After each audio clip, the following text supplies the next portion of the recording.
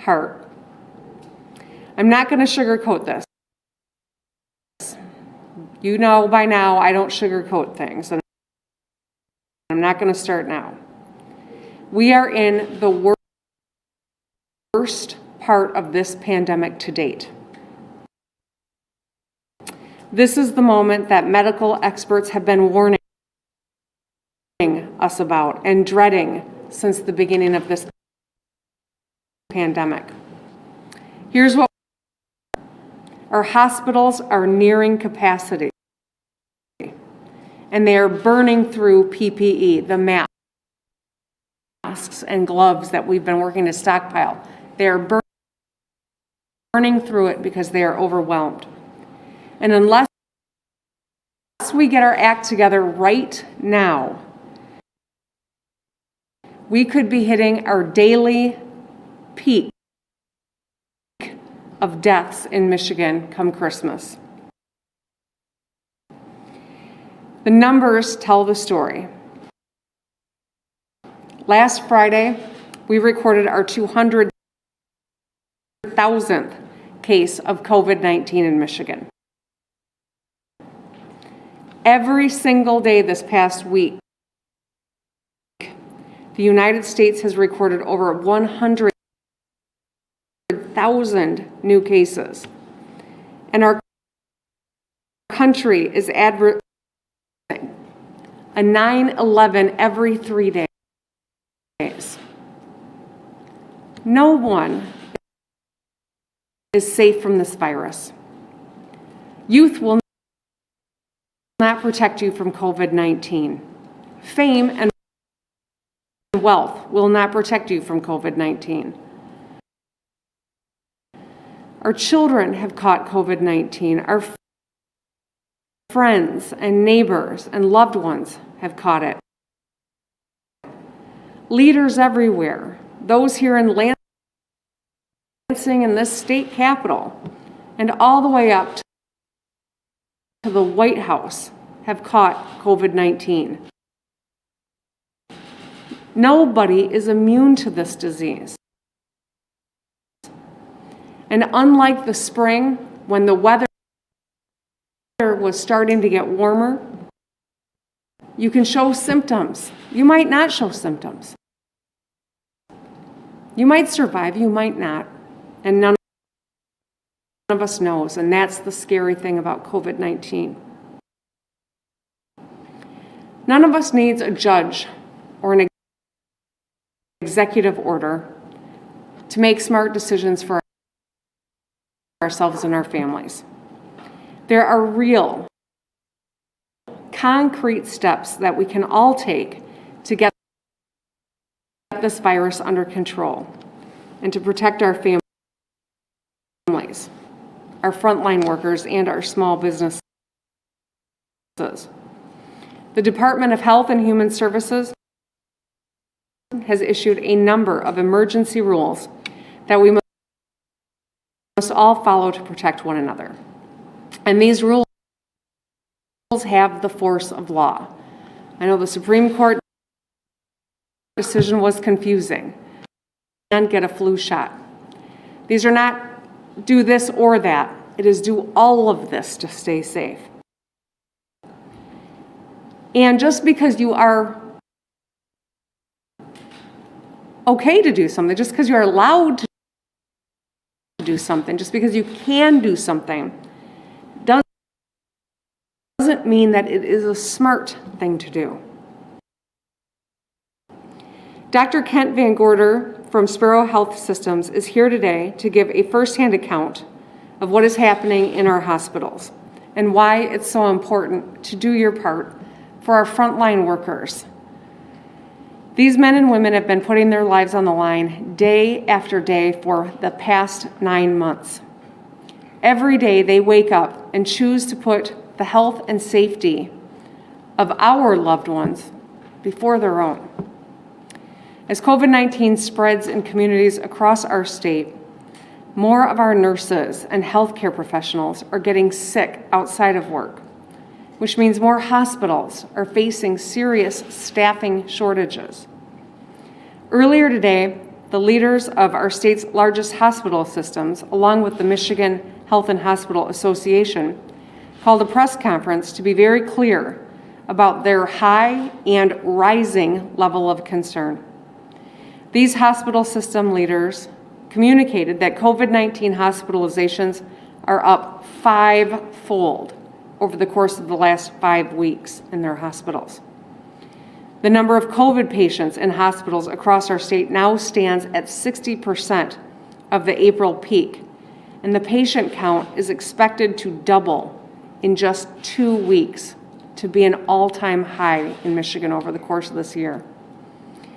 When healthcare leaders from every corner of our state join to publicly make a plea for decisive action, all of us should be listening.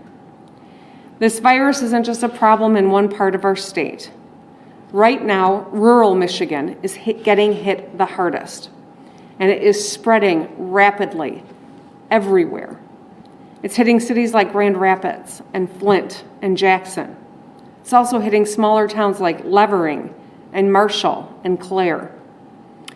If we continue at the rate we're going, our doctors and nurses will face another PPE shortage like we saw this past spring. We cannot afford to let that happen. These are the people who've stayed on the front line for the rest of us. They are the heroes of this pandemic, but no one can be a hero forever. They need our support. We all need to be heroes. Now I want to talk about Thanksgiving. Thanksgiving is going to look different this year. It just has to. Medical experts across the country strongly recommend that we do not host Thanksgiving with people from outside of our own households. I know this will be hard, but we cannot afford for people to head to a family member, friend, or loved one's house for Thanksgiving, contract the virus, and bring it back to their communities and their homes. The more people we have in our homes, talking and eating, drinking, hugging, yelling at the lions, the higher the risk of catching or spreading this virus, and the higher the risk there is that the people we love will die. So let's get creative. Let's make a plan for this Thanksgiving. Get a Zoom call organized with all of your out-of-town relatives. Send them photos of your Thanksgiving meals, and maybe record it so you've got a keepsake someday that you can look back on. We can give thanks and talk to our loved ones without putting one another in danger. As President Kennedy said in his final Thanksgiving Day proclamation, as we express our gratitude, we must never forget the highest appreciation is not to utter words, but to live by them. The best way to show your loved ones that you care about them this year is to do everything in your power to protect them during this pandemic. I want to go through common mistakes that people are making now. As I said, we are fatigued, but I think it's important to recognize the things we can do to stay safe. If you are attending small gatherings with people you know, you're in greater danger. If you're not quarantining for 2 weeks when you've been exposed, you could be presenting danger to others.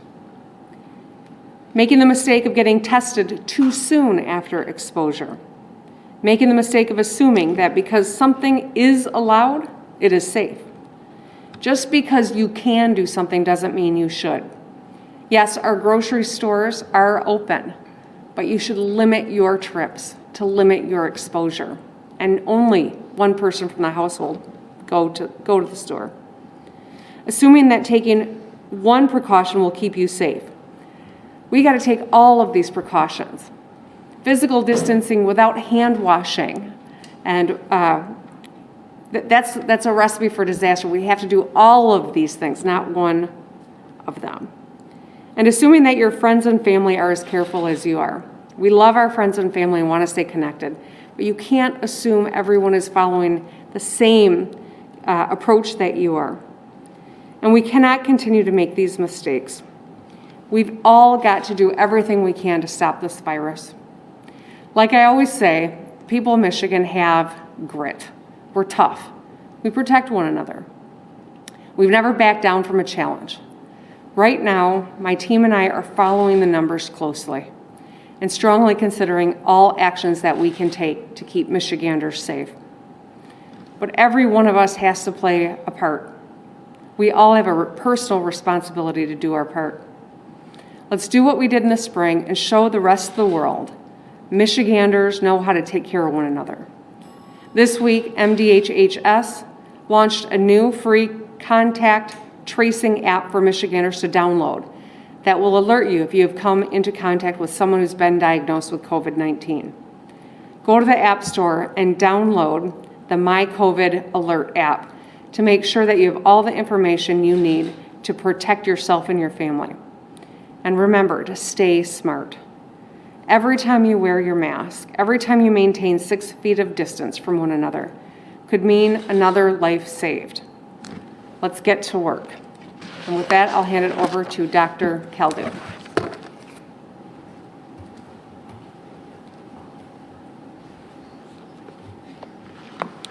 Good afternoon, and thank you, Governor. So as the Governor said, things are looking very grim with COVID-19 in our state right now.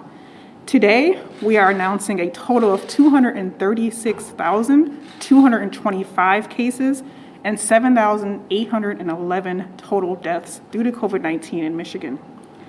Our overall case rate in the state is 416 cases per million, and positivity is at 10.8%. Our numbers are increasing rapidly. I'm sure that right now, as I am speaking, the numbers are even higher than what I just announced. We're now seeing over 3,000 more cases a day than we were just a month ago. Our 7-day average for deaths is now 35, 7 times what it was in June. There is no area of the state that is spared. The Upper Peninsula, Grand Rapids, Kalamazoo, and Saginaw regions all have case rates between 497 and 653 cases per million, and over 10% of tests done in those regions are coming back positive. The Jackson, Detroit, and Lansing regions have case rates in the 300s per million range and test positivity between 6.3 and 10.9%. The Traverse City region has the lowest case rate at 278 cases per million, and 8.7% of those tests in that region are coming back positive. And to be clear, this is very concerning because unlike in the spring, when only those who were very ill could obtain a test, now anyone who wants a test can get a test. We are performing over 45,000 diagnostic tests per day. That's the 5th largest number of total tests for any state in the country. To have more than 10% of those tests coming back positive is alarming and means that this virus is out of control. There is wide community spread of COVID-19 across the entire state. As the Governor mentioned, our hospitals are also filling up very quickly. 20% of ICU beds across the state are filled with COVID-19 patients, and that number is rapidly increasing. We're in regular contact with our hospital leaders, and just this morning at a press conference, they sounded the alarm on how bad this is getting, that they are using more and more PPE, and that their medical wards and ICUs are filling up exponentially. Some are already almost at capacity, risking the ability to take care of not just COVID patients, but non-COVID patients as well. And the even more concerning thing is that as we are seeing spread in our communities, our frontline healthcare workers are impacted. They risk getting the virus either in the community or if they are taking care of patients. And that means that we are at risk of seeing staffing shortages. Hospitals may not have the staff to take care of very sick patients if their doctors, their nurses, and their other key staff are out ill. I want to talk a little bit about outbreaks. We're still seeing outbreaks across the entire state. We know of 747 active outbreaks. That's the highest number since we started tracking outbreaks, and 25% more than we had just a week ago. Top categories for outbreaks continues to be our long-term care settings, manufacturing, schools, but we are also seeing increases in the numbers of outbreaks in healthcare settings and in restaurants and bars. But let me be very clear, our outbreak data is not perfect. It is only as good as the information we get from people who actually get a test done. And if their test is positive, they have to tell us where they've been and who their contacts are. That system is strained right now. Everyone who needs a test may not actually be getting one. And while our local health departments are doing their best, as they have been doing all year, the system is simply not keeping up. It too has limited capacity. Because there are now so many positive cases, and those cases each have so many contacts, it is taking longer for us to reach all of them. This means that there may be people walking around who are a close contact of a positive case and they don't even know it. In fact, only 28%, less than a third of the positive cases that we are investigating were in quarantine at the time of their diagnosis. This means that over 2/3 of positive cases were out and potentially spreading the virus to others. We are doing everything we can to support contact tracing efforts across the state. And one of those things, as the governor mentioned, is our new app called My COVID Alert. That allows you to be notified if you may have been in close contact with someone who is diagnosed with COVID-19. So please go to the App Store, download it on your phone. Your privacy is protected, it's free, and it's one more tool that we have to be able to prevent the spread of COVID-19. As the governor mentioned, I also know that people are actively preparing for the holiday season. The winter holidays simply cannot be the same this year. This is not the time to travel for the holidays. It will be hard, but my family has canceled all holiday gatherings. If you really must travel, you should be sure that you are doing everything you can do to prevent transmission of the virus before you visit. This means not having social gatherings and wearing a mask at all times if you will be indoors or within 6 feet of someone else. New CDC guidance actually came out this week that emphasizes that wearing a mask doesn't just protect others, it protects you as well. You should also not be leaving your home unless you absolutely must for 14 days before you intend to travel. And when you do travel, again, if you travel, and I recommend you do not, you should not have physical contact with people who you don't already live with.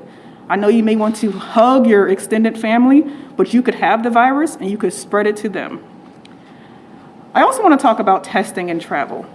I know a lot of people want to get a test before they travel to give them a sense of security that they will not infect their loved ones when they visit. We certainly want anyone who needs a test to get a test, and certainly if you've been exposed or if you have symptoms. But a test only tells you about your virus level on the day that you had your sample taken.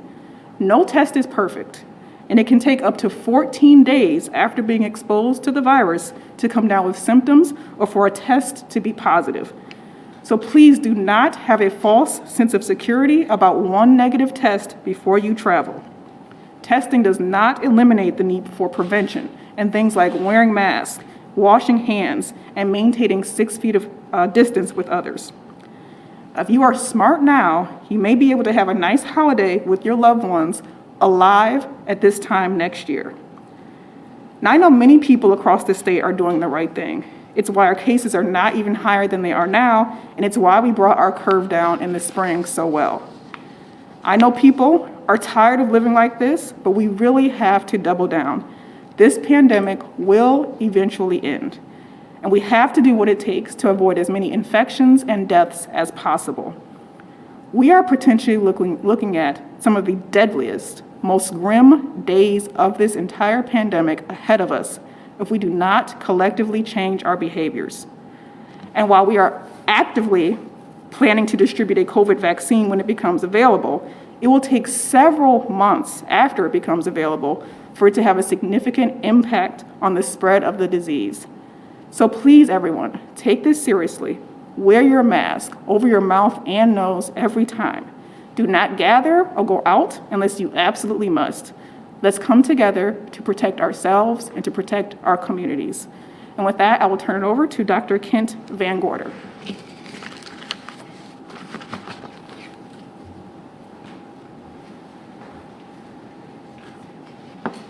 Good afternoon. I'm Dr. Karen Kent Van Gorder. I'm a family doctor. I've been in practice in our community here in Lansing for 25 years or so, and for the last few years have been the Chief Medical Officer for our healthcare system. I want to talk to you about how precious our hospitals and healthcare systems are. We're really blessed in the state of Michigan to have great healthcare systems that are well organized. We have well planned out surge plans for all variety of disasters, multiple car pileups on our highways, weather disasters, and other unspeakable tragedies. We also have surge plans for pandemics, epidemics, like we're in now. But all surge plans have their limits, and we are entering into a phase where we're having doubling times of COVID patients that are 7 to 10 days. Every 7 to 10 days, we're doubling the number of COVID patients that we have admitted to our hospitals, and that number is shrinking. The doubling time is shrinking, and we are very quickly going through our surge plans. This is concerning to me as a family doctor and to me as a person who lives in a community with all of you. I'm not just concerned about our ability to care for rising numbers of COVID patients, but in that same milieu of overcrowding in our hospitals are stroke patients, heart attack patients, patients who have cancer who need operations. And in my career, I've never been in a situation where we have to look and say which patient's disease is more worthy than another when we're trying to pick out who gets the hospital bed, who gets the nurse, who gets the ventilator. Those are decisions we've never had to make in my lifetime, and maybe not even in yours for older patients, but it's very important that we do everything that we can to keep ourselves well so that we do not need to overwhelm healthcare systems. If you're sick, seek care, but everything that each person can do to stay well is what we should be doing.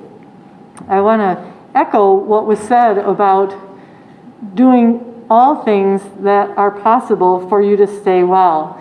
Masks keep us from accidentally transmitting little droplets of spittle which have viral particles in them if we happen to be a carrier of COVID-19, whether we know it or not. If you're sick, stay home. Don't get within 6 feet of another person where you could accidentally cough or sneeze on them. Don't touch your face. If you touch your face, you could get secretions from your eyes or nose onto a surface, and the next person who touches that surface might in return touch their face, and you've transmitted the virus. It's terrifically important that we ask when we have choices about whether or not we should go to a gathering. The question isn't could I, the question is should I? We need to seriously think about the other people that we're going to come into contact with. If you have a cold symptom and you're just sure you couldn't have coronavirus, realize that of the people that have symptoms right now, 20% of them are testing positive for COVID, not just a cold, but COVID. And while many people may experience COVID in a short-lived, non-severe fashion, others that they come into contact with could die.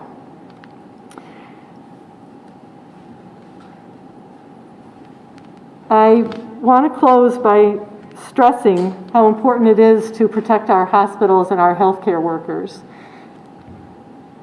Hospitals are precious contributors in a community, and healthcare workers live in communities. And so we know that in a hospital or a doctor's office, we frequently know whether someone has COVID. We make sure that all the status of our patients are well understood in a hospital, and we label positive, negative, or waiting to determine their COVID status. In the grocery store, that's really not true. And we don't know who's going to have COVID, who has COVID now that just doesn't have symptoms, and so on. And we do believe that that's where many healthcare workers are getting sick.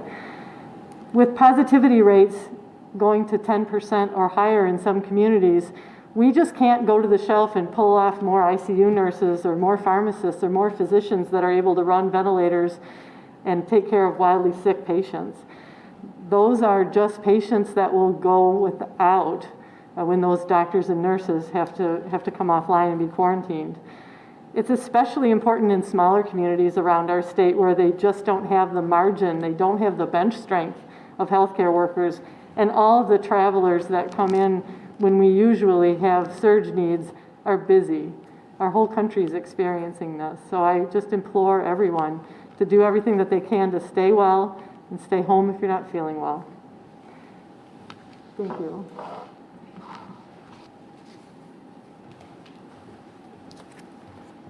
Thank you, Dr. Van Gorder and Dr. Khaldun. At this point, we'll be happy to open it up for a few questions. Yes, Governor, we are having a few technical issues, so we'll only take a couple questions. And the first question will come from Jacob with MERS. Hi, Governor. Can you give us a sense on what progress is being made with both your administration and the legislature working together to kind of address the issue we're seeing right now with COVID? Well, Jacob, thanks for the question. We are having some technical issues here today. I appreciate the question. You know, I know that this has been a long, hard, stressful time for all of us. And I also know that the legislature showed some interest in having a seat at the table. However, I have been asking members of the legislature for some thoughtful partnership here to bring our numbers down. I would encourage you as members of the press to ask if they've got some plans to bring, because I've been asking, and the one great tool that we know makes a difference in terms of a mask mandate, they have taken off the table. I say that, although I want to clarify for people at home, we do have a mask mandate in Michigan. It is a derivative of the epidemic powers of our Department of Health and Human Services. But I think it would make a big difference in terms of increasing compliance and keeping people safe if we could codify this and show some bipartisan support for the one best tool we have in this moment. However, they've not shown any appetite for that, or frankly, for anything else. In fact, they're not in session, I think, until December. This is the worst week of COVID we've ever had. And 2 weeks from now, we are going to see our numbers continue to climb without significant action by the people across our state. I know that there are many who hope we can find some common ground bipartisanly on this. I would welcome that. But at this juncture, we are facing incredibly dire circumstances, as Dr. Khaldun just shared, and it may be necessary for us to take some quick action here. And I've been very clear all along that I put the health and welfare of the people front and center and listen to the best scientists that we have, which are the best in the world, and we'll make decisions to keep people safe. But if you want to ask the legislature if they've got some additional actions they're willing or interested in taking, I too would be interested in the answer, because I've not gotten one when I've asked the question. Thank you, Governor. The next question will come from Dave with the Detroit Free Press. Governor, thank you for doing this today. As you noted, the spread of COVID was down substantially, or at least the state was able to do that earlier in the year. And in part, that's probably because there were lockdowns or stay-at-home orders in place. Why not issue a temporary stay-at-home order or lockdown right now, as opposed to waiting for the legislature? Well, I'm not waiting for the legislature, Dave. I am recognizing that we have got work to do to make sure that the actions we take are really aimed at bringing the spread down. I was glad to see the heads of our hospital systems ring the alarm bells today. Ultimately, the most important thing that the public needs to know is that this remains a very real and present threat to every single one of us. We need people to individually do their part so collectively we get through this winter, we don't overwhelm our hospital systems, and we don't lose more lives. That's really, I think, the most important thing that we want to convey today, is that the trajectory that we are on is dire and it is very serious. I continue to work with the head of Health and Human Services, Director Gordon, Dr. Khaldun, our Chief Medical Officer, as well as the many incredible people who have been helping advise all of the actions that we've taken. You're right, though. We did push that curve down. Studies show we saved thousands of lives. Our economy came roaring back. We were in the top 10 economic recoveries in the country. All of that is in jeopardy because of these numbers, and we are watching the numbers very carefully and have ongoing discussions about next actions we might take to keep people safe. Okay, we'll take the next question from Zach with Gongwer. Hi, Governor. Thanks for doing this. The hospital CEOs, as you may know, really pointed the finger at the small social gatherings, 6, 8, 10 people. Currently, the epidemic order from DHHS allows social gatherings of up to 10 people that are indoors. Why are you, at this point, not moving to tighten that up or go back to what was in place for so much of the spring where no one outside of a single household could gather? Zach, these numbers continue on the trajectory we're on. We will be having to take additional steps. There's no question. And I think it's important to really kind of give an example about why the 10-person rule is really important, and maybe it should be less. 10 people inside, if they are 9 from the same household and 1 person coming over, well, you've just combined 2 households. If you have 10 people from different households, 10 households, you've just exponentially increased the risk of spread. That's why Thanksgiving is so concerning. I can tell you in my family, we would be combining generally at least 4 or 5 households. We're not going to do that this year. It's just too dangerous. We're also, opening day is on Sunday. So the opening day of firearms deer season is Sunday. I know that there are hunters across Michigan that are going to partake of this, and if you're outside and you're spread apart, you can be safe and do that. But if you're all hopping in a car to drive out to camp in a small place where you spend the night, you've got to count up how many households are there, and you'll see that the risk is very high if there are more than 1 household present. That's why wearing masks, maybe not spending the night, maybe driving separately. I'm as good, I love a carpool as much as anybody, but they are dangerous. That is a small enclosed space for a prolonged period of time. Hopefully people will be masked up, but even if you are masked up, those are ingredients for spread. No one wants to spread this disease to their friend or their loved one. None of us wants to do that. And every one of us could do that if we are not really smart about limiting our interactions with people from other households. When you do have an interaction, to be outside and 6 feet apart. If you are inside, make it brief, make it well ventilated, and wear your masks. But there is no safe indoor, multiple household, maskless experience right now. There's just not. And that's why we've got to really have a strategy going into Thanksgiving. Governor, the last question will come from Lily with TV6 and the UP. Thank you, Governor. Here in the UP, cases are obviously very high. Some people in the county that we're in are saying they're not able to get tested for several days, and they have children and they're not wanting to travel to downstate or to Wisconsin to get tested. So how can people get tested right now when they need it? So I'm going to ask Dr. J to speak to this. I'll just first observe that we are, because of the community spread, we are overwhelmed. We cannot turn tests around fast enough.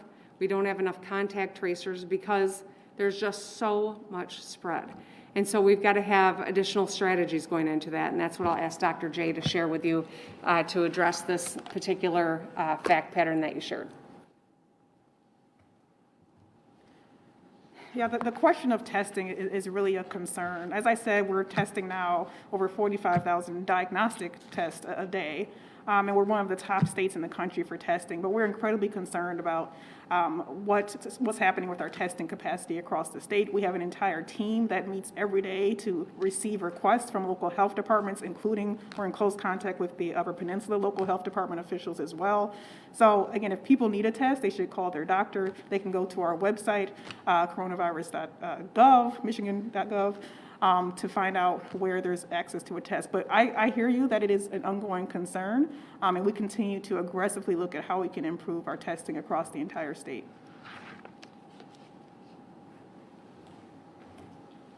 you, Governor. Thank you, everybody. All right. Appreciate you making it. I'll just close by saying thank you for tuning in. I have a feeling we'll be doing more of these press conferences.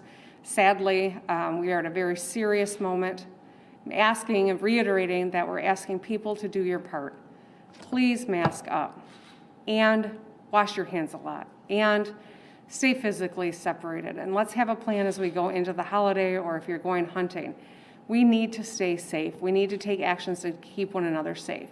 There is light at the end of the tunnel. The advancements in vaccines, the national strategy, there's light at the end of the tunnel. We will not be doing this forever. But right now, it's really dangerous and important that we do what we know works. We will get through this and we'll get through it together. Thank you.